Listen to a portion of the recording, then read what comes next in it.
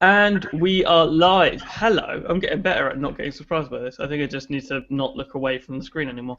Hello. Welcome to episode 24 of Talking Tech, the weekly podcast from Mobile Tech Talk, or I should say one of the weekly podcasts from Mobile Tech Talk, as we now have more than one. Joining me, as always, is Chris Wallace and Mark Ramos. Say hello, guys. Hello, guys. Hello. God damn it, Chris. Every I fucking haven't week. used that joke in a while. I was going to use it last week, and then I was like, I can't use it. I'll just put it aside. Sorry for missing out last week. I was just feeling worse than I look today, which is, I know, somehow even possible. I think I quoted out a message. You said you were dead. Oh, yeah, like, I genuinely don't remember parts of last week, like, just straight up. And I wish I could say I was, like, hungover or drunk. I just felt terrible. So, should we start? It's been a big week. We had Google I/O, we had a load of other stuff happening, and I think it's kind of time to get started. Shall we just do that? Why not? Cool. So, Android N. The next version of Android still doesn't officially have a name, or at least not a released name. I have a feeling they've already chosen it, and this whole thing they're saying is choose the name, is they're waiting for someone to come up with the name they've chosen, so they can just say, look, this person chose it. I genuinely think they've already chosen the name. I don't think they're still waiting. Oh yeah, they've got some things in mind, and they are running around to whoever owns the names and saying, "Let's come up with a deal." It's You know- Nestle. They're waiting on Nestle to let them use Nutella. That's it. Well, is it Nestle Was it- that owns I- Nutella? I don't actually know. I don't think. I it is. don't think it is. I think Right. it's Ferrero that own Is it? Nutella. Someone who owns isn't me, Google it. Ferrero, Nutella? Italian company, or is it not owned by the same people that- Ferrero. Yeah, that's it. By an Italian bakery called... Yeah, Do Ferrero. you also, random the stuff. Do you know how 40s. Nutella started out life? It started out life as a way to make cheaper chocolate, because post-war, chocolate was kind Due of to the really hard Second to World come by. War, which was in short supply. Yeah. So the chaps are like, okay, let's like get a bunch of like shitty hazelnuts that nobody wants and grind them up and make it into chocolatey hazelnut paste. And everyone seemed to like it. Yes, they do. And So- they make a lot of money off it. A lot of money. It's bloody good stuff though. Yeah. It's addictive. Oh god, yeah, you just sit there with a jar and a spoon. I'm not that bad. I'm really not that bad. But I also have it for like 3 or 4 days straight. Yeah. Breakfast, lunch. Or also, you don't really need a spoon. You can just lick it off things. This has gone such a weird way, and we're only 3 minutes in. This is going to be an interesting podcast. So, Android N, again, still doesn't technically have an official name. Google has dropped the third preview, which is the first one they're actually calling a beta. So they're kind of just saying that this is stable enough for people to use now, but not stable enough that we're going to say it's a release. No, I've not flashed it. I've not flashed it. I know Lucian was flashing it. Oh, on he's his got 5X. 5X, yeah. Yeah, so he was flashing it. I've not. I just can't be bothered. If I had a compatible Nexus device, I would. Which ones have they rolled it out for? 6P 5X Chromebook Pixel C. I think it's Nexus the Player. Nexus Player as well. Oh, Anything- and one Android One device. Oh yeah, and then that stupid Android Alright. device. that So nobody- basically, it's devices that nobody has because they're Yeah, so it's a small user base. They can roll it out very quickly, and then So basically, this rollout, all they've done is essentially doubled the rollout they already had from Google internal. pretty much. Yeah, I suppose you could look at it that way. No, I've Um, not flashed it. I might. Yeah, I just can't be bothered. Can't find time. Yeah, I mean, haven't it's like super simple. I think you go to android.com/beta or something like that, and you just Log like in click and- enroll, and then that's it, Yeah, and then then you it get sends an the OTA. Like, I think it's too easy. I think normal people might do it, like, because they read it online, and then not realize that it's not. Nah, they You can do won't. the same to unenroll as well. I know, but like if it fucks up and the normal person hasn't unlocked their bootloader, they're not going to be able to just go in and do like fast boot flash the factory image. Yeah, normal people aren't gonna be like doing this. I mean, they're just not. And maybe not normal people, but like slightly more tech savvy. No, I don't want to say tech savvy because that's the wrong word. People that are People slightly who like more. to think that they're tech savvy. Well, it's Yes. like when Apple users, people that own an iPhone go, I really love technology. Yes. And it's like, no, because you really can love an iPhone. There's a because you difference. can, you send a text message, that does not make you a advanced tech user. It makes you an even bigger noob than you were before. Anyway, something along those lines, but maybe pronounced slightly differently. yeah.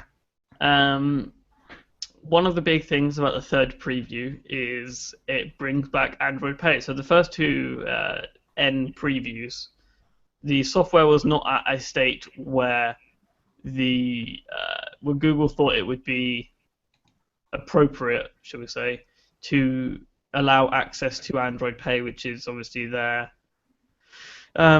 rebranded version of Google Wallet, which is also still technically around, but is a different service. And Google has a real problem with branding. Actually, there was a little cartoon thing floating around Twitter, essentially taking the piss out of Google and the fact that they keep fucking renaming everything. Oh yeah, I saw that, and it's like, oh, have you got this? And it's like, oh, you mean like blah blah blah. And it's like, you guys are so confusing in Google, and the last thing it says was alphabet. Alphabet, yeah. Yeah, It's hilarious. If I find it, I'll put it in the We'll have to note get that in there somewhere because it was a really funny comic. It is. So yeah, it has a lot of different things. It's faster, more resource efficient, longer battery, brings the new Unicode 9.0 emoji set. So for those of you that are really interested in emoji, right, so it does all the things that every other release for the last 2 or 3 years has supposedly also done. Yeah. Right. Yeah. And it brings a new emoji mark. Has anyone ever noticed? Oh yes, but whenever they go, ooh, new improved battery life, has anyone ever installed a new version and went, wow, the battery life is so much better? Yes, Marshmallow. Really? What on Nexus 4 by any chance? Huh? What on Nexus 4? No, original Moto G. Oh, right. At that point, my Nexus 4 battery was shot. But no, coming from like the shit show that was like early versions of Lollipop, Marshmallow was amazing. I didn't notice it on the M8 too much. It was a little bit better, and it felt a little bit quicker, but battery life was not marginally better. It was just like, it's managing it slightly better. I had one of them that felt more snappy. I can't remember which it was, but that's it. So yeah, no, bigger, better, faster, stronger is pretty much the whole Android N thing. It's going to look better, it's going to be better, it's going to be faster, it's going to be more secure, blah, blah, blah, blah, blah. It's going to abstract out even more of the base operating system, which is really good. We learned some more stuff about the official final version, so in the same way that Chromebooks update, new Nexus devices, or new Android devices, are going to update. The problem is, this will not be enabled on previous devices. But for those of you who aren't familiar with Chromebooks, the way they do it is there is a separate partition that is encrypted. It can't, what's it called? It does it itself, and you have no fucking control whatsoever over it. I mean, you do, but like not as much as some people would like. So basically what it does is it downloads it in the background, and when you reboot the laptop, it's just installed the new version. If something goes wrong during the download and it tries to install a corrupt version, it just cannot do it. That is cool. Yeah, it can't like flash. Yeah, I mean, for what Chrome is supposed to be, it does it and it works well. I don't see why this is I want on my phone. I'm sorry. If phones all came with a minimum of 64 gig storage on board, then okay, fine. You can have another partition for you to eat another 3 or 4 gig. As it stands, because you can't get your. This comes to the important bit about. This is what happens when you abstract out the important bits, though. That system image becomes a lot smaller. Yeah, still, this is going to be eating unnecessary space, I feel. Yeah. I don't know. Unless, if Google turned around and said you are no longer allowed to sell an Android phone unless it has at least 64 gig of storage, then I'm fine with it. If they can't force people to use on-screen buttons, they can't force people to sell 64 gigs. They could if they give a shit. But though, in fairness, I'm I fine mean, with but that. they're fucking getting done in the EU for antitrust purposes for bullshit reasons as is. If Google started saying you have to sell 64 gig, you have to sell on-screen buttons, Yeah. like they're gonna That's get Samsung out the window. yeah, that's like more ammunition than we need to give the what's it called? EU. European Commission. Yeah, Yeah, I know. But all Google then has to do is just start writing checks, like for headed Brexit campaign, and just start dishing these giant checks out to various countries. Wasn't this what we were saying about last week? Big checks. Have you got? Yeah, three should be writing big checks. Well, to be honest, it's like the EU just seems to be like on this ridiculous fucking crusade at the moment to screw any company that isn't French.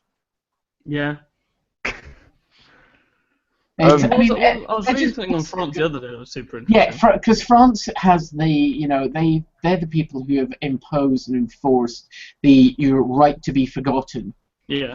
And so Google sort of said eventually, well, okay, if this is the law in Europe, we will comply with it. So for Google.fr, for Google.de, for Google.co.uk, this will apply. However, for Google.com, for Google.ca, for Google. Whatever AU. Australia is, yeah, AU. AU, and so on. For basically, for domains outside the EU, the right to be forgotten didn't exist because they complied with the national laws of those countries. And France is currently having a hissy fit saying, no, French law needs to apply to everywhere on the internet because we say so. France. One thing I was going to point out, which I'd quite like to see China, do the same. But, see how France reacts to that. One thing I was going to quickly point out that I can't see in a rundown. Chromebooks and Android apps, that's now a thing as well. Oh yes, sorry, I forgot to put this in because I forgot to give a shit. I thought I was just you were saying about Chromebooks. I was like, ah. Yeah, no, it is technically interesting. So basically, what happens is Google is going to bring the entire Google Play Store to Chromebooks. Kind of makes me want to buy one. Yeah, for some people it does. They run in full windowed mode like Remix OS. Obviously, it has full Play services, and it's not emulation. It's like full running, like it's running as the system. Which is really important because then you don't get any of the performance hit that you get from an emulator and stuff like that. Yeah, no, I was thinking more of what app I was thinking of? Pocket Cast. If you've not brought the web version, you could just use the Android app and save yourself. So, stuff like that. What was the one they demoed? Was it Microsoft Word? Like £6 just buy a fucking Pocket Cast web UI. It's a really good app and they deserve your money. Yeah, that was just the first one that came to mind, but they were like Microsoft Office they showed off. Yeah. That is going to be better running locally than in the cloud. Yeah. Even if it is just a mobile app. But well, their mobile apps are really good. So. I've tried them and they are actually pretty good. Speaking of things that are pretty good, pardon me, Android Pay has finally launched in the UK. We talked about it last week. Oh, did you? Yeah, we just said that what it was, in case you missed it. Which one? Pret, was it? Yes, it was Pret. That was last week. That was the week before. That was last week because I did it. It was me and you last week. Was it? Oh, yeah. Right. Okay. Yeah. Sure. Yeah, it was me and you, and I didn't know what Pret was, so he decided to give me an education. Yes. You don't know what Pret is? No, he didn't. I didn't. How young are you? Apparently, there's only one, in 60 miles of where he lives. Oh wow. Yeah, it's like, oh my god, how can there be one? There's like 5. I grew up in London, so there was kind of like one on every high street I went to. Yeah, it's like for every 2 Starbucks, there's a Pret. Yeah. Yeah, no. They'd had every Starbucks, every high street had a Costa, a Starbucks, a Nero, and a Pret. And then again, I grew up in London, so it's slightly different than everywhere else. Yeah, no. What it was is there'd been a sticker on the side of a card terminal set in Pret. We know it was Pret because the little screen said it was in Pret, and it said we now accept Android Pay. So when did they stop bringing Pret a Manger? Oh, they're still just nobody ever calls them that. Everyone just calls them Pret. Fair enough. I think it's probably because people feel silly pronouncing it because it's French. Fair enough. So You know, last week it was rumored, or plus you really do what kind of want to call it manger. I mean, you do, right? You do. oh god. So last week we had Pret saying we accept support it. Android Pay, and then like a day later, Google was like, yeah, it's here, and then you could download the app for like an hour. But they Yeah, haven't and then told it crashed. they haven't told any of the banks, so the banks couldn't authorize any virtual cards to be made to be linked to the account. Talking of banks, So about 12 hours later, they like relaunched the app and then told the banks so you could put all your cards and stuff. yeah, talking of banks, the supported ones is Bank of Scotland, First Direct, Halifax, HSBC, Lloyds Bank, M&S Bank, MBNA, and Nationwide. Yeah, Barclays, TSB, and Royal Bank of Scotland are the three I think that aren't in there. The three major ones. NatWest, I think they're part of Royal Bank of Scotland. I'm not sure. Yeah, They are. Okay, they are. They are talking about it. Yeah, no, Barclays not doing it is because Barclays are being dicks and they're trying to push their own thing. TSB not doing it, I genuinely have no reason because Lloyds are doing it. Well, TSB is now separate from Lloyds. They were forcibly hived off. Yeah, but they're still pretty much the same. I mean, the list has grown. TSB tends to do more consumery things because they're the new young hip one, but whatever. On the shops that supported it, slowly has grown. A couple have been added. So we've got Aldi, Boots, BP, Caf Nero, Co-op Food, which to me is only Co-op. Costa, are you surprised? Greggs, Co-op have like funeral directors and stuff still. Yeah, there's a Co-op funeral directors down the road from me, and every time I go past, it's super strange. Yeah, no. To me, if you say Co-op, I'm thinking, or Co-op Food, I'm thinking like one that you find on your street corner. Costa, Greggs, KFC, McDonald's, Pret, Starbucks, Superdrug, Transport for London, and Waitrose. The thing that gets me is one of the biggest retailers in the UK doesn't use contactless payments, which is Asda. Are they really that big? Really, that surprises you? That Waitrose support it and Asda doesn't? Oh my god, shocked. I'm shocked, I tell you. Yeah.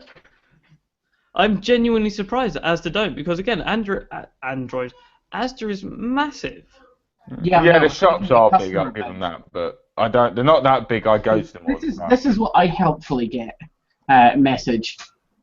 Are you running a custom ROM? Yes. That's why. Oh, I know why, but I find the wording of it interesting. Google is unable to verify that your device's software running it is Android compatible.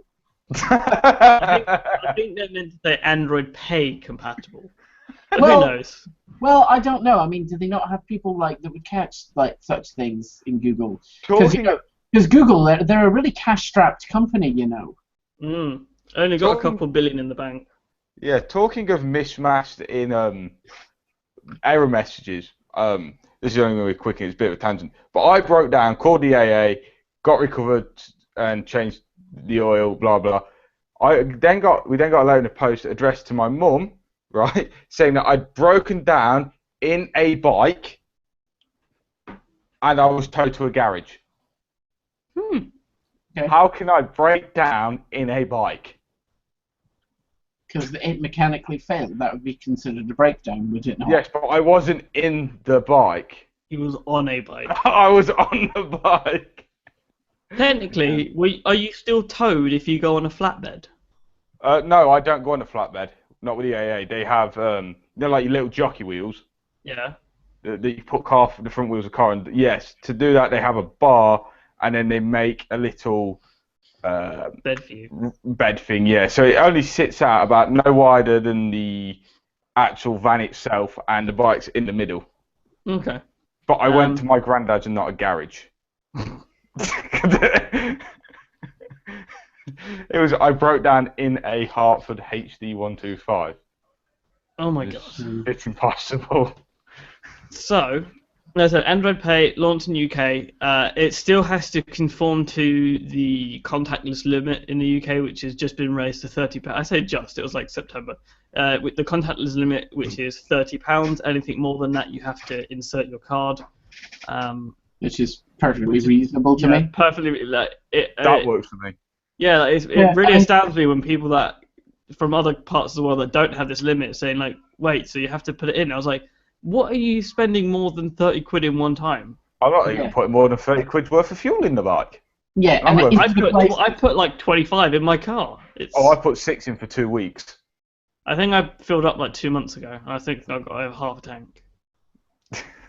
Yeah, so you're not in or on the vehicle by yourself, though, are you? But I do have to drive like everywhere.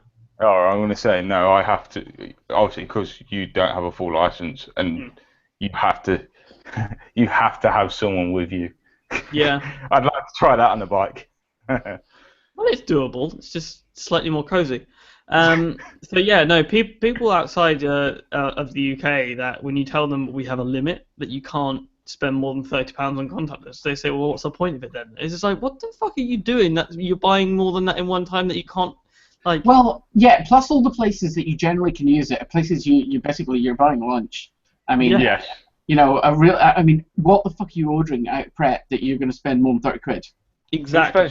Right. Or God forbid, or like Costa, or Cafe Nero, or any of these places. You're either going to be sitting down in them, or you're run in, run out. Yeah, and you're at most a sandwich. And I mean, and I know their sandwiches are stupendously overpriced, and so if you're spending more than £15, yeah, there's no way you're spending more than 30 quid. I mean, you just can't. I mean, unless you're paying for more than one person, but even then, it's kind of a stretch. Yeah, I mean, it's just The only time I can see this getting like kind of an issue-ish is if you go out a lot and like the club or pub you go to that does contactless. If you're buying around, or if you're like me and drink expensive drinks, it doesn't get as much. But even then, like, I'm not buying 30 quid worth of drinks in one go. My friends can buy their own fucking drinks. Yeah, okay. Granted, if it was in pubs, I mean, basically, if you're buying any more than 2 drinks, you're going to be hitting that limit. So I could see that being an issue. But so just buy your own fucking drinks. There we go. I mean, if having to use your card and put in a PIN number is so taxing, then use cash. Yeah. Just, no. Like we say, the whole thing is about convenience, and whilst the limit whilst the limit sounds inconveniencing, it is actually more convenient. We all have no issues with it. But have any of us actually got a card that they can use with this? Yes, I do. Okay. And have you tried it? I have. I also put in my club card and my Nectar card, which is for people that aren't in the UK. Nectar card is a loyalty card from the supermarket Sainsbury's, and the club card is a loyalty card from Tesco's. I just scanned the barcodes in, put in my 3-digit security code in the back, and it was all done. Quick question, did you have to put a bank card in before you could put your loyalty card in? I don't know, I just automatically put my bank card in first. Yeah, no, I've been trying to add a loyalty card. Then I realised I could put like loyalty cards in, I was like, oh, that's interesting, can I put these in? Yeah, no, I was trying to put loyalty cards in instead of the bank card, obviously, because I'm NatWest, and NatWest likes to take their sweet time. I'm just excited Lloyds are doing something first for once. They never do. Like, Lloyds are like kind of the old stick in the mud bank. They're really boring. Is that why you joined them? No, my gran used to work for Lloyds like years and years ago. So we have kind of like not inherited like bank accounts, but like you just did it because they did it. The funny thing is, when they split off into TSB, they moved her into a TSB account. And she was pissed. She worked at them for like almost 2 decades. Well, the thing is, it was, as best as I can tell, completely random. They just, computer generated a bunch of accounts and said, "Hi, you're being moved." Yeah, and she's really upset. Is that the same one you got to do the Dora review with? Yes, it is. Mostly because the other Nan is Italian and doesn't speak English. No, okay. That would be a slight issue. That would be an issue. And I'm also going to guess probably doesn't live so conveniently nearby you. No, she lives up in London about 100 miles away. Okay. That's not... My Nan lives 2 floors up. Okay. That's fairly convenient. Fairly convenient. Yeah. Speaking of convenience, Project Soli, which, if those of you actually paid attention to Google I/O last year, was something they announced, which is basically radar for your watch. Oh, this is stupid. It's not just watches, though. It's going to be in other things. You think this is stupid? I think this is fucking amazing. Oh, stop being a lazy. No, it's like those laser keyboard things that crop up every couple of years that everyone goes, "Whoa, they look so cool," but nobody buys them and nobody wants one. Because they realise touching your desk all the time is stupid. The problem with those keyboards is it like really hurts your fingertips depending on how you type. Like I bottom out the keys on my keyboard, so if I were to do that, it would just be, and that just really hurts the tips of your fingers. You know the solution, don't you? Don't bottom out the keys. That is a solution. That wasn't the solution. Buy a proper keyboard. Like a white or something extended mouse pad and just shine it over that. Yeah, actually, would be a pretty good idea. Actually, you could use it on a mouse pad. Huh? You could use it on a little felt cushion or something. Yeah. But no, I think this is like genuinely, because from what we've seen, they are actually really precise as well. Mm. So, like you could use it. So for people that aren't familiar, it can't. Trying to lift this up my arm high enough so you can see my wrist. I'm not wearing a watch now, which is kind of annoying. Yeah, I kind of forgot to charge mine. Oh, it's the same. Like, I haven't, like, it's been uncharged for the last, like, half hour. Anyway. I do have it charged, but that's like, I forgot. Yeah. You've not got them both on then? So you put the... No, they all had to come off to get charged. So you put the watch on. Plus, I'm still dealing with this. For those of you that don't know, Mark pan-fried the side of the back of his hand. Yeah, it's like, look at it. For the reasons unbeknownst to the rest of us. Well, let's just say it wasn't exactly intentionally done. I can one up you on that. Yeah, just like it doesn't so much hurt. I want to scratch it. Yeah. I want to scratch. I did one better. I took a pizza tray out the oven with my left hand, and for some reason, with no oven glove on, went to go and grab it with my... No, took it out of my right hand, went to grab it with no glove on with my left hand. I think I know a family member that can beat both of those stories. One of my little brothers, the one that's just turned 19, I think. I should probably know his age better. He went to the garage with one of his friends, whose car had just been like ragged around a circuit. Obviously, took the bonnet up. My brother leant over the car and leant on the car radiator, so he's got a nice big burn on his lower abdomen. Fucking bellend. Oh, that would have been hot. He's a fucking bellend. So, Project Soli, I think that's how you say it. Basically, it allows for teeny tiny, precise manipulation of certain things. So they keep showing you on a watch. So you come up to it, you like click it or whatever. I can't remember what the activation gesture is, but you can essentially like pretend you're twisting a tiny dial to set up your, like on a watch it'd be a crown. So you'd be able to like adjust the time, or you'd be able to scroll through like a list of apps. I hate the idea of like apps on watches. I really do. So you'd kill me for playing solitaire on mine?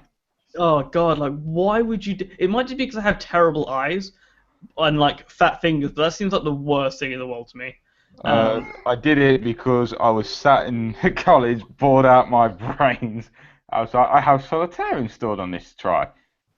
I have a proximity-based Pokemon game on my Pebble, which basically means like whenever I walk around, if I get in a certain place, it pops up saying like a wild Pokemon's appeared, and it says like, do you want to fight it or do you want to run away? And that's it. That's like the only real. What do you do? Run away?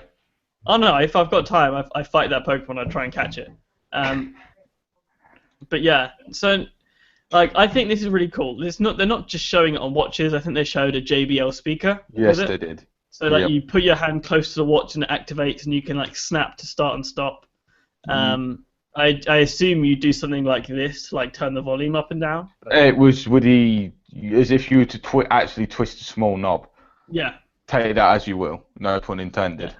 But like I could again like see this on other things like I'm super lazy. I could see this on my laptop. Despite there being like a volume up button on my laptop, I'd much rather do like a volume knob. I'd prefer to just go function and tap a key.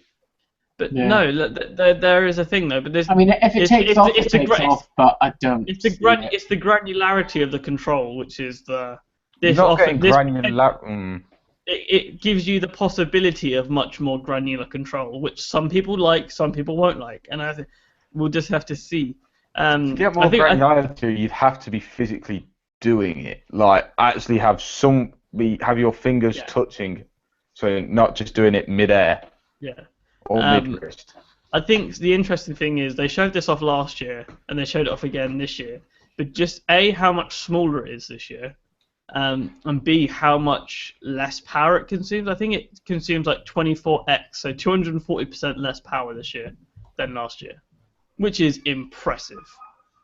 In like a single year. Yeah, but I don't. I think there are for half the things that they're potentially saying it could be used for. That makes no difference to anyway. That to me just sounds like we sat, customizing the hardware and further refining the hardware. Oh, but the product itself still basically doesn't really work. I think the product works. I think it's just trying to find. Well, then I want to see in a real life device that I can go into John Lewis and buy. I want to go into John Lewis and play with it.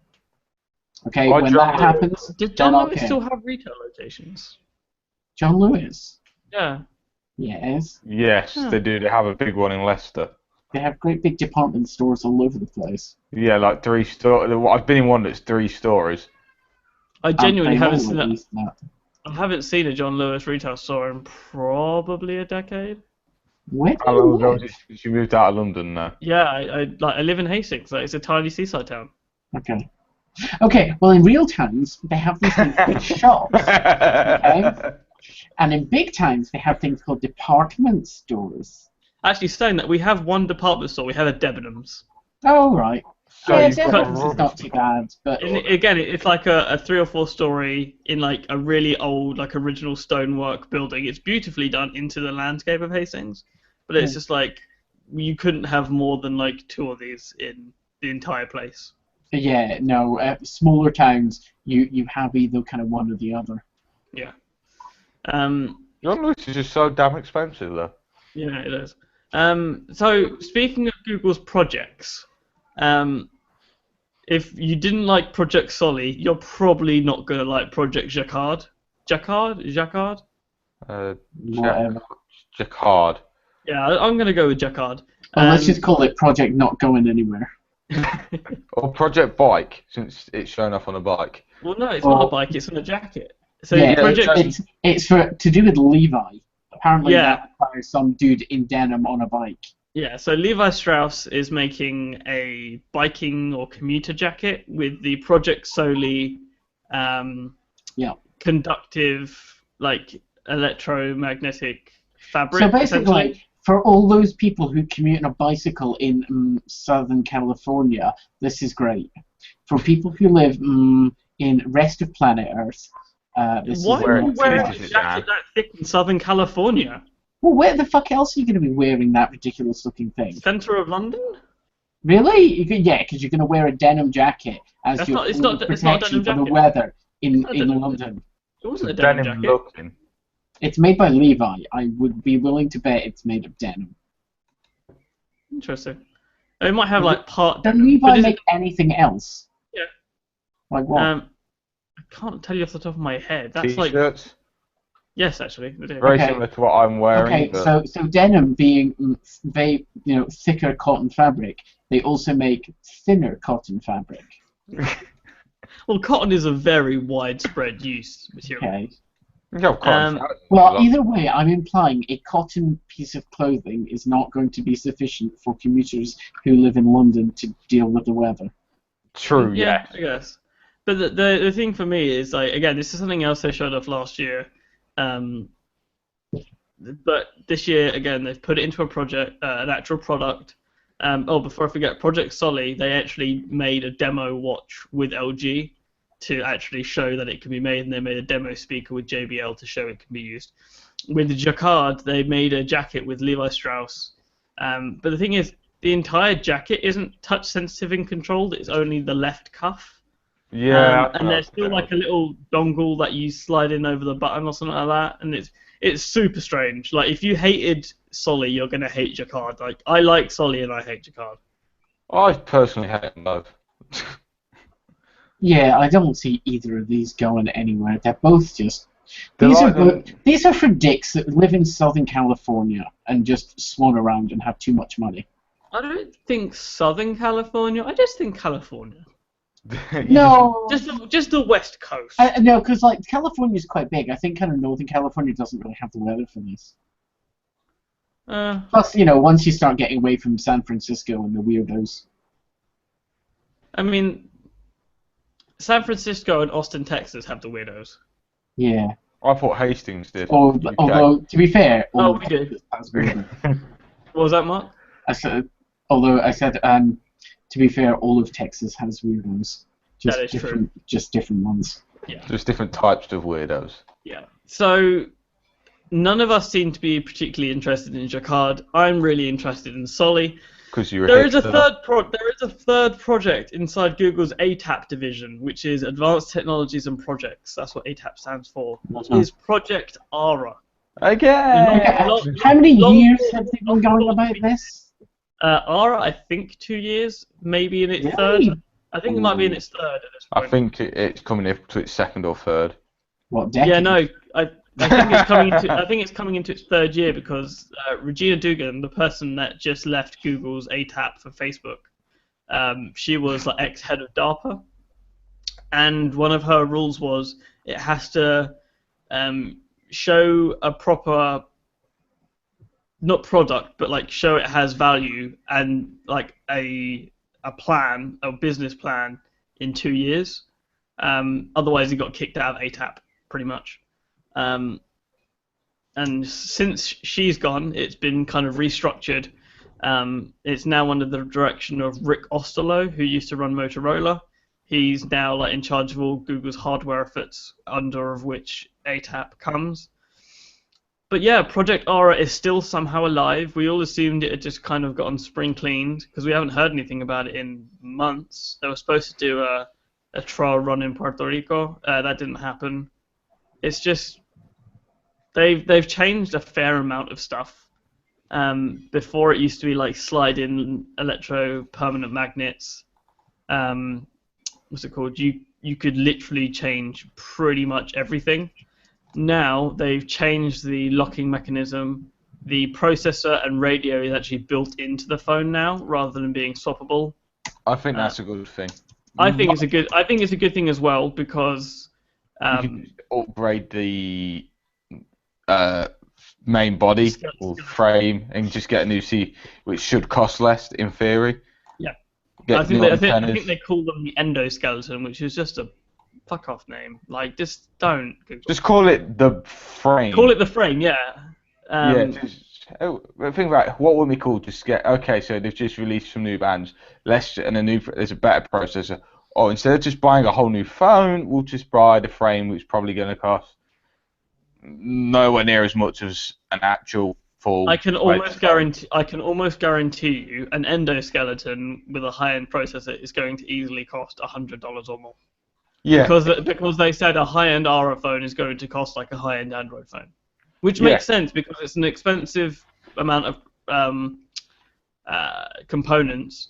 And manufacturing. And equally, manufacturing is going to be fucking expensive. The idea in and of itself is expensive. R&D is ridiculously expensive, seeing as how many times I've gone back to the drawing board on this. Yeah, but no, as a concept, I think with these sets of images, it's making it fresh again. Yeah, I think it's promising. It does do some cool things. So, like I said before, it used to use electro-permanent magnets, which inside the software there was a toggle to pretty much eject modules. now they respond to voice commands, so you can say, "Okay, Google, eject the camera," and it will just pop the camera module off, which is way cooler than I make it sound. But like, I think CNET has a video on it, and you just see them say, "Okay, Google, eject the camera," and it literally does this like pop off, and then I'll tell you just what like, swap it out. I do like is they have an app in one of these pictures called the module map, and it actually has where everything is on the back, Yeah. which I think is pretty cool. Yeah, like I said, so we were speaking about the LG G5 a couple of weeks ago. Mark has one in for review. Kurt has one in for review, and they are technically modular devices. But They're the not wrong. the They're modular. they're the wrong type of modular. Aura is the right type of modular for me. Like when you say like it's a modular phone, like Aura is the type of thing people should. Yeah, I would agree. I mean, I'm not generally a fan of a lot of these ridiculous Google projects, and to be honest, my brief little departure there, I think, was Google was taking offence at my saying me thinking about them. I got a Google Chrome exception error, and my screen went grey. I could hear you, but I couldn't kind of do anything else. So I did slap please tell us you didn't stop. Audacity. Well, everything went, yes. So do you want to get Audacity back up? It's getting there as we speak. Okay. Oh, and it has a recoverable project. Let's recover projects. So here we have Mark recovering his life. Okay, well, I've told it to recover, and I have absolutely zero experience of doing that, so it'll either work or it won't. So, ladies and gentlemen, it looks like we may not have a high-quality version of this podcast this evening. Either way, we'll find out later on. Yeah, and if you don't blame Google, it's Google's fault. They hate me. This is what happens when you talk about Google News. Yeah, this is why I don't talk smack about Google. Yeah, because they are listening. Yeah, you're using Chrome, I see. Yeah. So, of all the fun Google stuff. This is the one I want to see succeed. I want to see this well done. It's not pretty. I do not look at a phone and go, I need a better screen, because I don't. I don't need, I don't need 4,000 by 10,000 pixel screens. I don't. On a phone-sized phone, a 720p screen is perfectly fine. Yeah. 1080. I mean, 1080p is nicer, and I can see the difference. But I look at a 720p screen, and I'm absolutely fine with it for a phone. I'm not watching like some cinematic fucking masterpiece. Oh, I don't watch cinematic pieces, but I do watch YouTube. I'm typing, or I'm hitting the face of the person that I want to text message. I mean, there's only so many pixels are needed for that. And I think it helps that we are in a culture that uses a derivative of the Latin alphabet. If we were in an Asian culture where they have kind of like if hieroglyphics. Like the extra detail is most certainly needed there. Yeah, if we use a pictographic-based writing system, then okay, I can see a benefit. Those are also the countries where like the note series is really popular because the amount of control needed to write out those glyphs. Yeah, and I've no problem with other people. If somebody wants a 8-inch phone, well, fine, great for them. But personally, I'm perfectly fine to have a fairly smallish phone, and a 720p screen would be great. But I would like to upgrade the RAM. I want all of the RAM because I install millions of apps, and Android helpfully wants to run all of them all at once for me, and that eats all the RAM. So I kind of want one. It's coming to. They're shipping out the dev kits to developers this autumn or this fall, and consumer versions are coming next year, early 2017. I want one. It's not pretty. Like, there's no way around it. It is not a pretty device. I still want one. Yeah. I want this to not be a disaster. I want this to not be a mess. Yeah. I'm afraid it will be. You're afraid. Yeah, because I want this to work. I really want this to really work. Because like I said, I absolutely fine keeping my old phone screen, but I would like to upgrade the amount of RAM. Every so often, I'd like to upgrade the processor. Would you like to do the ghetto remove your memory chip and put a new one on? You know, remember that story a couple of weeks ago where he actually removed the. Oh yeah. flash If you could chip? just go, oh, it's only got 32 gigs. Well, I want to increase that to, in a couple of years' time. You go, oh, I want 128 or 256, and just Not get a done. very, very precise soldering iron and. If it was socketed, like processors are in computers, I could see that like actually genuinely taking off. Size, I'd imagine. With the problem with socketed components on like They're much larger. Huh? Yeah. Well, they tend to be much larger. Yeah. Yeah, but I would like to be able to, and to be honest, if it meant that this phone was twice or three times as thick as it is. So I'd be fine with that because I don't think I'd be fine with 3 times as big. I think 2 times. Well, as long as the battery was damn sight bigger, I could live with 3 times as thick as this. The G5 is what, 7 mil, 8 mil? I don't know. Stupid. Whatever it is, it's say it's 7 mil. 3 times thicker would only be 21 mil. 2.1 centimeters. Not too bad, but. Yeah, I mean, this is one of the MP3 players that I have, right? Yeah. Okay, I mean. And I will quite happily carry this in my pocket. It looks more like a cassette player. Oh, I know. I mean, it's the ugliest piece of thing, isn't it? I mean, it looks awful, but it's really good. But look at the size of it. Yeah. I'm fine with that. Okay, maybe this thing is kind of a bit clunky and ridiculous, but I'm happy to make that choice. It is a trade-off. This still fits in my pocket. And it is a choice. Yeah. I'm not saying all phones, need to be an inch thick, but no, but give us the option. If I had the choice, if my choices were that I, can have massive amount of storage, lots of RAM, huge battery, and the cost of that is your phone is thicker, well, that's a cost I'm happy to pay. Yeah, I don't really have something else to say. That is perfect. And we're getting on a bit. Who knew Aura was still so interesting? It is just genuinely still interesting. You would have thought 2 years by now the dust would have gone and settled, but I no. think because everyone wants this to work. Everyone. Because no phone manufacturer makes the perfect phone for you. This enables you to create the phone that suits you. So, I bet there's still somebody out there that can't find something that they're looking for with it. It's just, this phone is for people who still build their own desktops. Yeah. And like I said, although at the moment you can't change the processor, you can't change the radio, you can't change the RAM, they said you will be able to do this down the line, but this first version is going to be more limited because they had to limit the scope. They had to.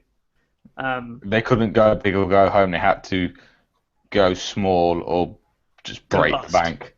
Yeah, they had to go, they had to scale back or go bust. That was it.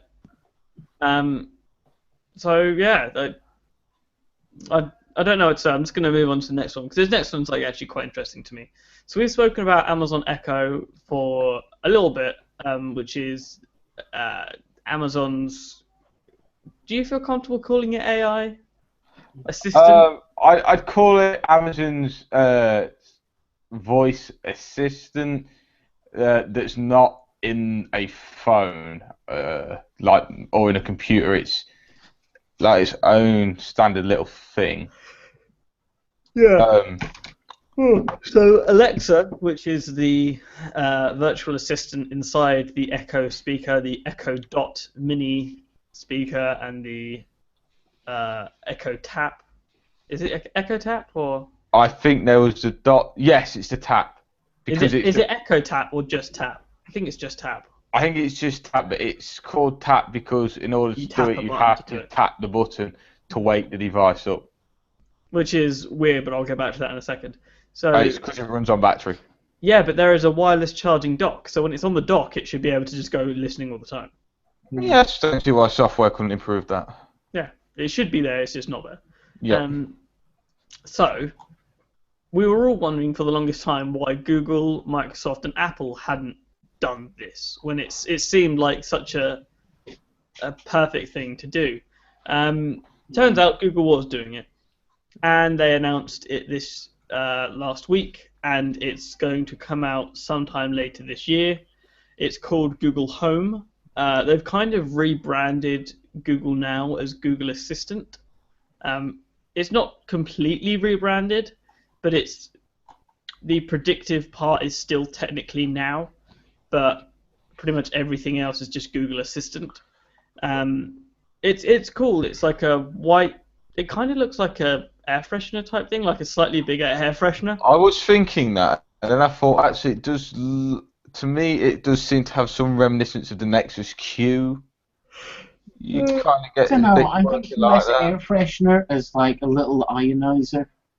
Yeah, or kind of like a vase, but like someone didn't like hollow it out. But basically, there's LEDs on the top in the 4 Google colors. There's 2 microphones or far-field microphones on top. In the base, there is a speaker or like speaker, subwoofer, blah blah blah. The interesting terminology. They also have like swappable covers for the base. That so is kind of interesting. mix and match. No price, none of that lot. Just cool product demo. I also want one of these. I will I say. also don't expect it to come to the UK anytime soon. Oh no! If you watched or listened to last week's, you'll know we referred to this as Project Chirp. Yes. So this is what Chirp is for those that were wondering what Chirp was if they stumble across it. But no, this was Chirp, Yes. which I kind of like that name, Project Chirp. Yeah. So if you say "OK Google" on your phone, also, "Hey Siri," "OK Google," "Hey Cortana," and Alexa. They all have a certain activation phrase and then a tone after it. Google Now's "OK Google" gives off it's not really a chirp, but I kind of get where they're coming from. Hang on. It's more of a. It's like boop. That's kind of what it is. Hang on. Yeah. There you go. Boop. Is it? Yeah. So I don't expect it to come to the UK anytime soon. I want it to come to the UK. I bet it's going to be like the Chromecast. It's gonna, well, the Echo's like what 2 years later. That's still not here. But like the Echo is like super weirdly region locked. Like you can't even use the Echo in Canada, and you can't like VPN to make it think you're in the US. Well, I'm pretty sure you can use the Echo anywhere. It's just that lots of functionality doesn't work because there are no local partners. No, I think from what I understand, it just like straight up refuses to work. Like, No, because I've seen like one in front of me working. Really? Yeah. Wow. Interesting. Mateo had one at March of the Droids. We were at the coding first day. We were dicking around with it. Basically, the only thing that Alexa could do was tell shitty jokes and play music and turn the volume up and down. Or rather, it could turn the volume up to a point where it then couldn't hear you telling it to turn it down. But yeah. I hope it's not too expensive. I can easily see this being like $200. Oh, it's going to be stupid expensive. If this costs more than $50 or 50 quid, then no. Well, no, you got to think the Echo is 190. The Echo and it's sold like gangbusters. It actually has. No. And the Echo, huh? No, how is it? It has it. They struggle to keep the Echo in stock. Yes, because they made 5 of them. And they keep making 5, and they always sell out. That's because they're only then, making 5. Yeah, and it was available by invite. Yeah, I mean, there's a reason Amazon says, "Oh, sold out, sold out." They don't tell you how many they sold. Yeah. Right. I mean, there's a reason they do that. So yeah, the Echo sells quite well. The Echo Dot was released recently, which is just like the top 2 inches of an Echo on its own device that you plug into other speakers. And then they did the Echo Tap, which is a portable Bluetooth speaker with Alexa in that you tap a button. I guess like the only time it'd really be useful though is if you're walking around your house because it still needs Wi-Fi for Alexa to work. Yeah. So unless you just like really like walking around your house holding a Bluetooth speaker, why not just get the normal? Anyway, yeah. I suppose if you to have it by your bedside. You could just roll over and press it. Oh, I'm too fucking lazy for that. I'm just shouting Alexa if it's next to me. I'm not going to ask him what style of voice. If I'm like dead in the morning, it's like Alexa, like Alexa, where's my glasses? The other side of the fucking room where you left. Yeah, get away, lazy fuck. Like I could very easily see myself getting very lazy if I had an Alexa. If I had an Echo, it'd be like Alexa, open the curtains. Like Alexa, turn my TV on. I could very easily see myself. Alexa, go super take lazy. a shit for me. Was that an episode of Futurama or Family Guy? I think Family Guy. I would say by the sounds of it, it's probably Family Guy. Yeah. But yeah, I'm just gonna move on because again, I want our Google Home, and I just think it's going to be prohibitively expensive, and it's not going to come to the UK anytime whilst it's still relevant. Whilst it's still relevant, being the key bit there. Yeah. Does anyone else want to speak about this next one? I think it's quite interesting, but I don't think I really have much more to say. Android Instant Apps. Well done, Google. You've just reinvented the fucking .exe file, because that works so fucking awesomely on Windows, doesn't it? Because nobody's going to email or pick up spam with the fucking .exe. They go, oh right, I click on this. Yeah, because that's not going to go badly, is it? Fucking idiots. Done. Let's move on. So if you didn't get that, people, Mark is not too impressed with Android Instant Apps. No, it's retarded. And all they have done is just replicate an exe file. That's what it is. It's just... It's kind of like a temporary exe file, which is the funny bit. It kind of like, once you're finished with it, it just deletes itself, and there is no use of, there was no record of it even being there. Yeah, or you think it has. I mean, this is like scammers and spyware. This is like their dream come true. What, you mean like that email I got with a script file? It all depends on how it's implemented. But no, I agree with you. I can totally see this. I can see this getting so out of control. Yeah, this just bad. Just no, bad Google, bad idea. Well, speaking of bad ideas, Google Daydream. This isn't a bad idea. I just think it's an interesting idea. So Google obviously has Cardboard. Cardboard is its phone-based VR stuff. Very cheap, very accessible. Daydream is not accessible. You can make it yourself. Yes, they give you the what's it called? Patterns? Yeah, they give you the thing that you can print out on paper, transfer it to Cardboard, cut out. They give you a link to buy the lenses. Yeah, or you go on a Chinese website and for £2 it'll appear in your letterbox. Yeah, 2 months later. 2 months too late. Daydream, not being confused with Daydream, which is a feature currently installed on Android devices. Yeah, I didn't like this. Because Google likes to be not confusing. Not at all. Refer to the earlier comic. So Daydream is kind of a mix-up between Gear VR, Oculus Rift, and the Vive, made for mobile. Not really the Vive, because it's not really that level of motion tracking. It can do head tracking like the Gear VR, and it does remote tracking like the Rift and the Vive, but the interface looks almost exactly like Oculus Home. The controller for Daydream, or at least the proposed controller they put out, looks almost identical to the Oculus Media controller. I think the Vive the Vive controls are slightly cooler. Oh no, the Oculus Touch controllers look way better than the Vive controllers. For me, what's the price difference there? Well, we don't know. That's the problem. The Vive shipped with its controllers, and the Rift didn't. The Rift shipped with an Xbox One controller. This gives you a nice up-to-date controller.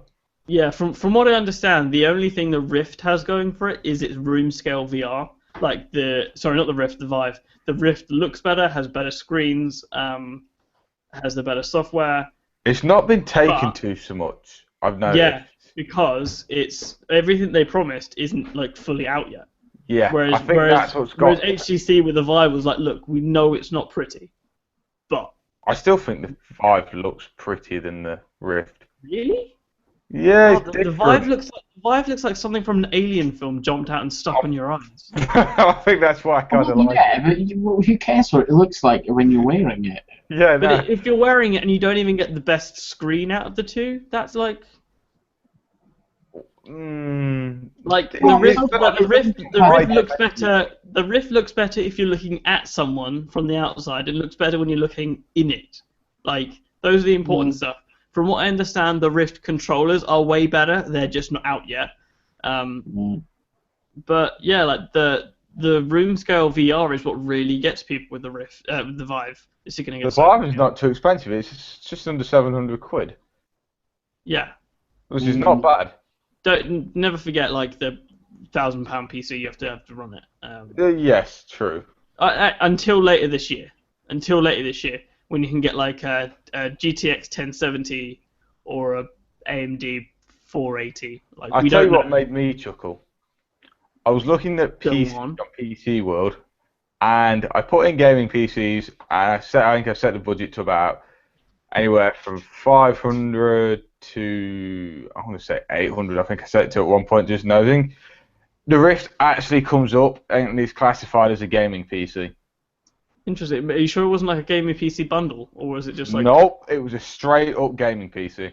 Wow. It had like some MSI build, the Vive, and some other manufacturer. Well, to be fair, anyone that buys a gaming computer from PC World, I mean, they need beating.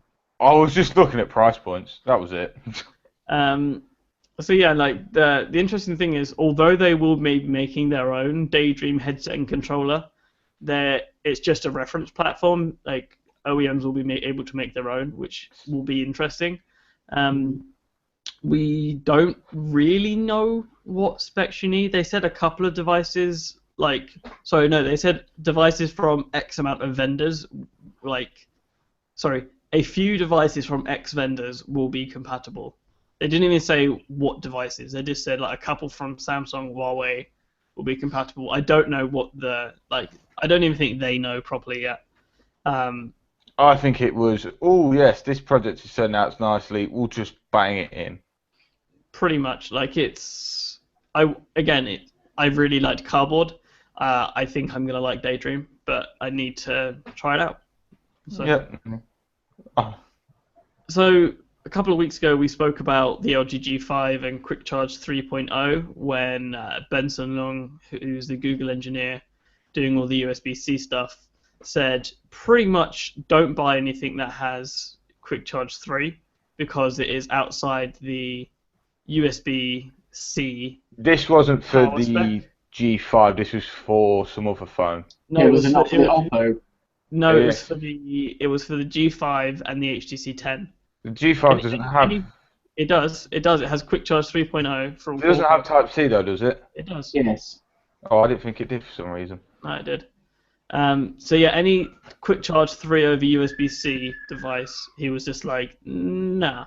But it turns out that the LG G5 also supports the USB-IF Power Delivery 2.0 spec, which is the proper way to do fast charge on USB-C, which is just stuck at 5 amps and does varying amount of amperage. But doesn't exceed 5. And Dommy's taking a giant sneeze. Yeah, I'm sorry about that. Thing is, I can't pause Audacity, so there's going to be a sneeze and a file that Craig has to take out, which is going to annoy me. That's the thing I hate about Audacity. There is no mute button, and I could get around this by buying a mic with a mute button. Which is probably what I'll end up doing when this mic dies. Which is something I may consider. But Audacity, if you're listening, please just give us a mute button. I really like Audacity. It doesn't discriminate. It looks shit on all platforms. Oh God, yeah. It doesn't try and look pretty. It just I don't think it does on Linux either. I really don't. No, it looks exactly the same on Windows, OS 10, and Linux. It looks. I kind of like that though, because that's what I'm saying. You're It doesn't getting a discriminate. unified look. Yeah. I don't It's think not a Linux. good unified hook. So yeah, so the G5 also does the proper Naturally. USB power delivery. Huh? Yeah, it looks. Well, this has a bit more grey to it, but yeah, all looks the same. So yeah, the G5 does both versions of quick charge. So if you put a USB-C fast charger from like Google in, it will fast charge using the proper USB-C quick charge algorithm, not quick charge 3.0 from Qualcomm. I was just wondering what have I actually done with my Type C to Type C plug for the 6P. I thought I'd lost it for a minute. No, turns out I left it plugged in the extension lead, and the tip is hanging under the desk. I'm sure it is. So yeah, do you guys want to go on to the next one? Like this, I don't really want to speak about this one because I don't even know why I put it in. It's just kind of. I think it's funny. It's kind of a 5-second thing, really. It's Apple released an update for the iPad, and it was soft bricking some of them. To be precise, it was the iPad Pro 9.7 inch. Okay. So I thought it was pretty.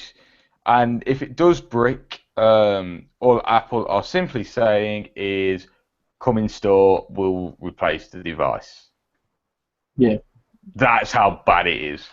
Like I can guarantee. Well, it's not that that's how bad it is. It's just that's Apple's standard response to everything. Yeah. They know full well that the customers don't know how to do anything beyond an on-off button, and even then it's a bit of a push. So it's just bring it into the store and they just swap for them. And that's I it. reckon what they'll do with all the old dud units is they'll just They'll just reflash them and sell them. flash them and sell them as they just refurb. JTAG them. It's fine. Yeah, they JTAG flash them back to stock, and that's it. Yeah. And Then they fix the issue because it doesn't damage the hardware.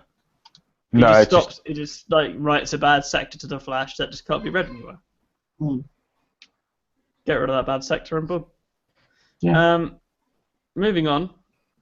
This is one of those interesting for me things. As we all know, I'm a really big processor guy. So ARM, the people that make the designs for pretty much every core in a phone, I say pretty much because it doesn't do all of them. Apple design their own cores, Qualcomm design their own cores some of the time, and of course we've seen Intel in phones. But ARM makes like the A57, A72, A53, A35, A30. Like all these core designs they make and then license out to people like Samsung and Qualcomm and MediaTek to make the chips. ARM has made a test chip for Artemis, which is the code name for its next high-end core, which I believe is succeeding A72, and it's built on TSMC's experimental 10 nanometer process. So for the people that don't know, we're currently at 14 and 16 nanometers. TSMC is at 16 nanometers, and Samsung and Global Foundries and Intel are at 14 nanometers. Intel's 14 nanometer is very advanced, like way more advanced than Samsung's. Yeah, so this is just, we probably won't see this anytime soon, although TSMC said maybe end of this year. I am very skeptical if they get anything done that fast. So for those of you that know anything about SoC design, they technically did the tape out in December. And this was an easy chip. It had one quad-core Artemis cluster. It had one GPU core, stuff like that. And the tape out is just kind of like the high-end version of like designing it, send it to them, get something back, and it actually be usable. Before you like ramp up scaling and all that.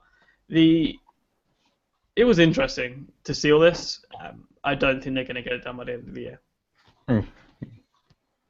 That's it. It's simple, really. Like, yeah.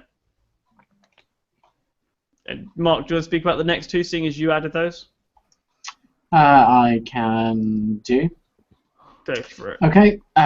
Next one we had up is that according to Gartner, which are the analyst people of fame, a total of 1/3 of mobile phones sold were sold SIM-free.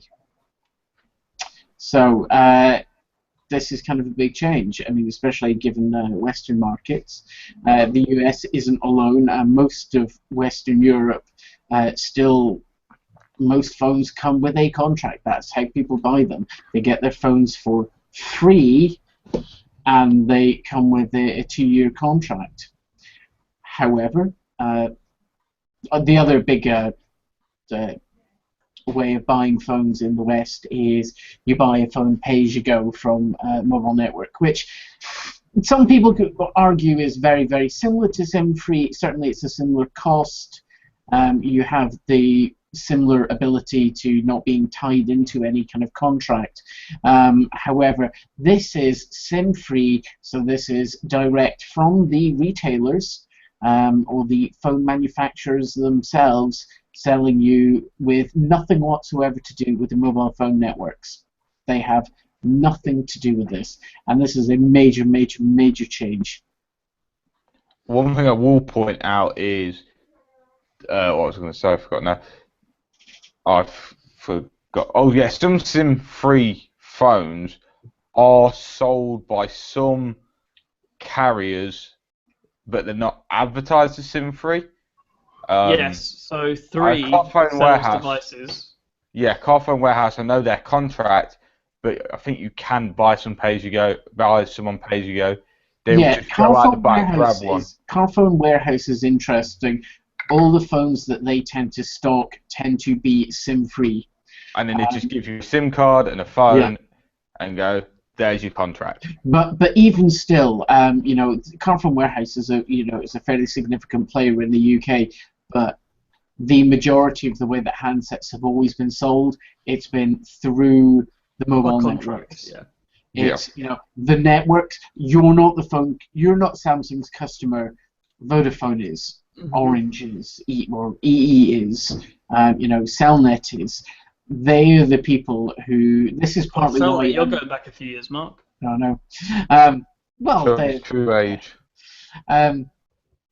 Networks traditionally have had massive amounts of buying power, which is kind of why there was lots of hoo-haing about Apple particularly strong-arming lots of networks into forcing networks to buy particular numbers of handsets that the network was then kind of obliged to sell onwards. The SIM-free market, which has kind of exploded, mostly due to Chinese companies and China. Economy of scale. Yeah, it cuts networks out of the loop. This is companies selling directly to the consumers. Yeah, I don't think there's really much more to say. Like I said, I buy almost exclusively SIM-free phones. I either buy SIM-free or I use Facebook for a couple of phones, and I've exclusively brought on that network. But 9 times out of 10, it has been SIM-free. Yeah. Yeah, but this has been common among tech geeks and the people who change their phone every 3 or 4 months. Those traditionally have always been the people that are buying phones SIM-free. But the fact that this is globally now up to a third of all handset sales. Yeah, that's significant. Yeah. All of a sudden, this is placing that Samsung's relationship is with the people. It's not so much now with the networks.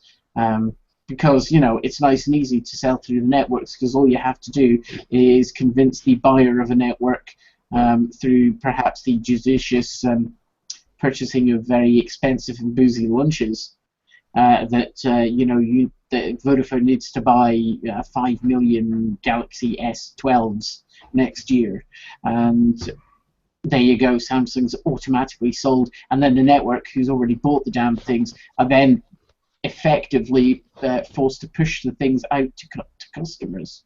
As someone who's worked in a retail store, I can guarantee you that is actually something that happens. In the retail environment, that is what happens. Certain companies do have more power over others, especially in the company I worked for. Not really much more to say. It's definitely a thing, and I'm glad it's going away. And I'm glad buying SIM-free is gaining popularity. Yep, it needed to happen. Yeah, Mark, do you want to speak about this last one quick? Yeah, this last one, I kind of Three helpfully, texted me to say we're doing some work in your area, so you might notice some network outage. Then I got another text message that said, "Yay! Come and look at our website. You can you now use 3 Super Voice, which is what they bizarrely are calling their normal voice over LTE offering, which offers better encoding and higher bit rates, so essentially much better voice quality." So who cares about having high quality voice on a phone? Have you ever called someone using HD voice? Yeah. It is amazing. It is much better. Genuinely, it is out of this world. I mean, you may not phones people. True, but it's kind of like the whole point of eventually getting voice working on LTE. Voice over LTE, when it's entirely IP based, there are lots of reasons why you want this to happen. And so I got this message from 3, looked at their website and thought, wow, this is great. And I'm kind of looking and scrolling down, and I will include a link in the show notes. And it already. Great news. Selected Android devices, asterisks, can access our 4G Super Voice network. From April 2016, selected Android devices only will be able to access our new 4G Super Voice network by downloading the latest version of 3 in Touch from the Play Store. Now, for those that don't know, 3 in Touch is 3's shitty VoIP app that you can, connect over any data connection. Usually, at one point it was only Wi-Fi. It was only Wi-Fi at one point. Yeah, that's really kind of the main point of it. You're stuck in the basement of, a bar, and they have Wi-Fi coverage, but they have no phone signal. But you could still make calls and get texts through it. I'll put it this way: you didn't want to make calls on it. No, you did not want to make a call on it. By the way, I've got the list of supported Android devices. LG G2, G3, Nexus 5, Xperia E, E1, M2, M4 Aqua, Z, Z Ultra, Z1, Z1 Compact, SP, Z2, Z3, Z3 Compact, Galaxy Ace 3 Mega LTE, Note 2 LTE, Note 3, Note 4, no Note 5. Galaxy S3 Mini LTE, Galaxy S3 LTE, Galaxy S4 LTE, Galaxy S4 Mini LTE, Galaxy S4 Mini VE, Galaxy S5 Mini, no S5, S6, or S7. Which at this point you're probably looking and thinking, that's kind of a weird list. Where are all the high-end phones? Yeah, there's no M9 or 10. Yeah, and then you start to think, well, actually, hang on, aren't they baked in by default? Yeah, aren't all the high-end phones, weren't they already compatible with 3's Super Voice network, as they call it? Certainly the iPhones were, the iPhone 6s, and I'm sure the Galaxy S5s and 6s were. So how come they're on this list? And that was kind of the point where I reached and realized, I realize what they actually mean. What 3 means is that you're not getting to access their Super Voice network or Voice over LTE. They're simply letting you run their shitty VoIP app over their 4G data network, like you could run any VoIP app over their shitty 4G network. Okay, it's actually not a shitty 4G network, it's pretty good, but still, I'm pissed at them. So, yeah, essentially they are promoting this as, well, we won't actually enable your goddamn phone to use our fucking network properly the way it's supposed to be fucking designed to. So here's our stopgap. We're going to make it right, and you can use a shitty VoIP app instead. I'm sorry, 3, but this is not making it right. This is making it shit. I was going to say it's making it wrong. Yeah, I mean, this is just bullshit. And the fact that... And not only the fact that they're doing this, which is utter bollocks, the fact that they're dressing it up like they're doing you some sort of favour, they're not. They have walked into your house, walked into your dining room, shit on your dining room table, and then asked you to thank them for it. No.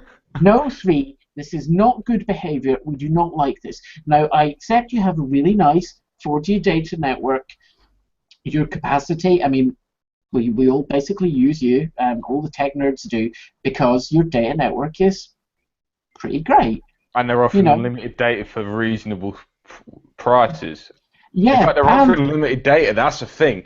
Not many yeah, carriers offer and unlimited real data. unlimited data.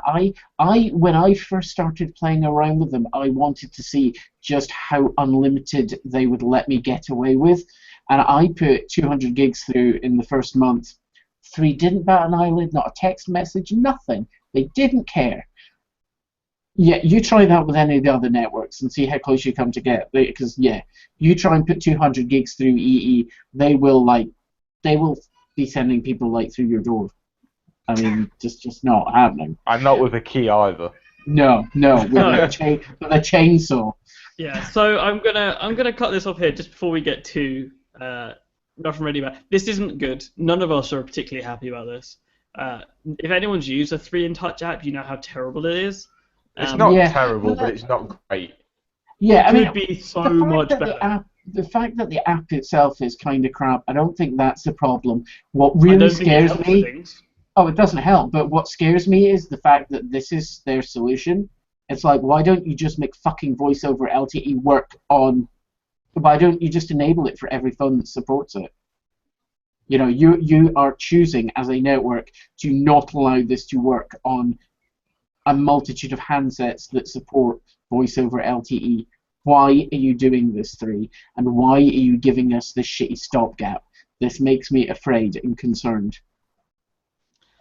Anyway, that is it for the news. News. The news. There's a few things we've got reviews pending. I've got the BQ Aquarius X5 Cyanogen Edition that's coming later this week. Mark has the G5. You've got a couple more audio things, haven't you? Oh yeah, there's a couple of Dumb audio question things. that is really. So Isn't there it? is. There's always audio things. There's that. These are going to be coming in the next couple of days. They're quite nice actually. Really quite nice for money. Something that just went up the other day. These are just crazy. I mean, they are just. They look proper old school. Oh yeah, I mean these just.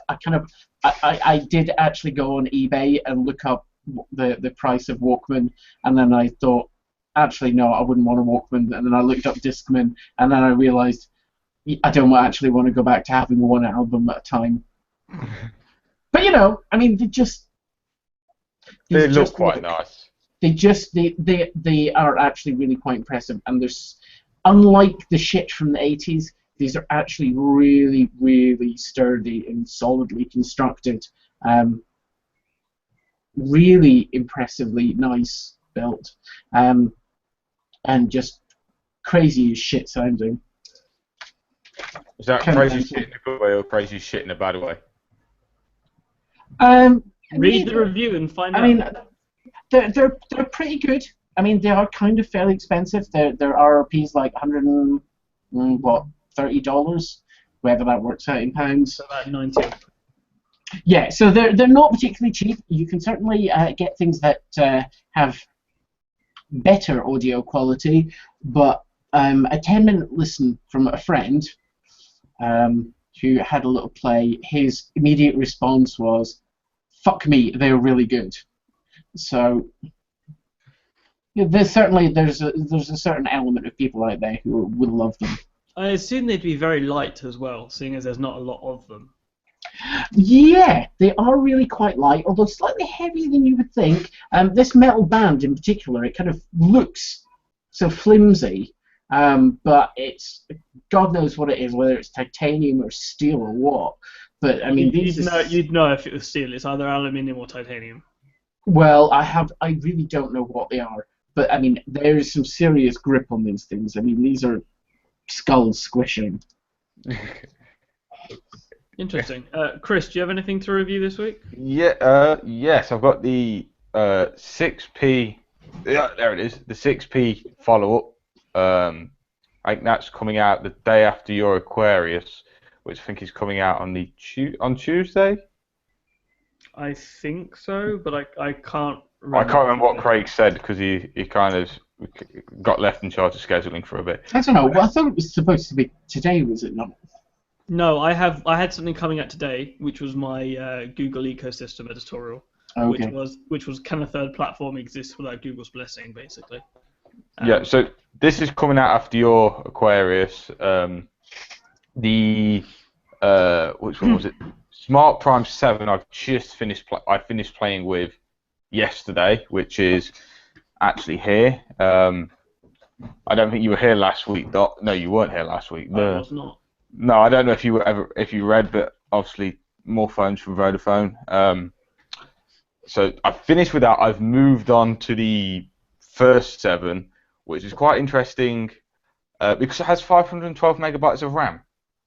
Ooh. On Marshmallow, not Marshmallow, on 5.1 Lollipop. And it's not actually that bad. That also got me interested in it. The battery is puny though. I mean, 1400 milliamp hours. You could better charge it fast though, because it's so small. I've not really looked. Doesn't have 4G, but then again, it's £25. What do you expect?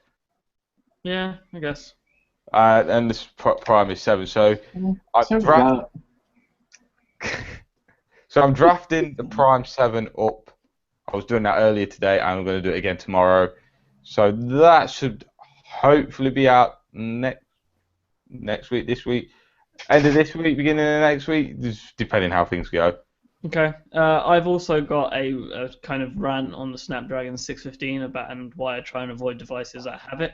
I'm not going to spoil it too much, but I just pretty much explain why I think it's a shit show. So that is it. 1 hour 30. Despite saying I wanted a shorter one this week because I felt terrible, that didn't happen, did it? No. You just said you wanted to do it and not to be a shorter one, we probably would have been shorter. Yeah. Cue the yawn. I'm so tired. But that's what happens when it's Google I/O week. I'd say the same. I'd say the same would happen at WWDC, but none of us are really going to give much of a shit about WWDC. Greg and Kurt, maybe. Well, I don't know. They might do something crazy. I mean. What, destroy the iPhone? Who knows? That would be crazy. I mean, Apple might come out with something really crazy. We all suddenly care. I mean, I don't see it happening, but yeah, as possible as a fat person running a mile. iOS 10 could be a complete reimagining. They could come out with new MacBooks. They could do so much. Whether or not we'll discuss it at length is another thing entirely. So we are at MTT Feed. I am at mobile_dom. Chris is at ChrisWallace959 and Mark is at Mark2410. The website is www.mobiletechtalk.co.uk. Instagram, we are MobileTechTalk. Facebook, MobileTechTalk UK. YouTube and Google+, just search for MobileTechTalk. And lastly, our Patreon, patreon.com/MobileTechTalk. If you give us some money, we'll make better shit for you. I think our Patreon is actually coming down for a little bit, just so we can kind of rejigger it. But I think I butchered the Patreon section last week. Meh. Apart from that, I think I managed to virtually get everything else.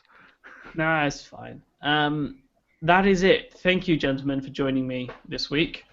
I'm going to go to bed because despite it being like bright outside, as you can see in my windows. Oh god, yeah, I know. Yeah, I know. I hate this fucking time of year. It's just. Yep. I mean, you know, I can deal with it in the winter when it's dark because it's really easy to make light. But in the summer where it's just fucking daylight all the fucking time. I'll put it this way: I'm glad it's like this because my headlight went as I was coming back from racing one night. So to have that extra bit of light was quite helpful. I'm not looking forward to a couple of weeks where it's a couple of months where it's this bright at like 10 or 11 at night. I'm not looking. Yeah, I can't fucking stand that. Yeah. And especially the problem I have at kind of this time of year, because my desk essentially kind of behind where the camera is like a great big window, and in the height of summer, the sun is high enough The sunlight coming down is not hitting my face. It's hitting the desk, but hey, I can live with that. At the moment, we're getting it in the sky, high enough, long enough, but to basically shine in my face. So from around 4 o'clock onwards, I have to close the blinds, or I'm blinded. No pun intended. Quite. Chris, you are the worst. I'm just going to stop this right here, right now. Thank you, gentlemen, for joining me, and we'll catch you all next week. Goodbye. Bye.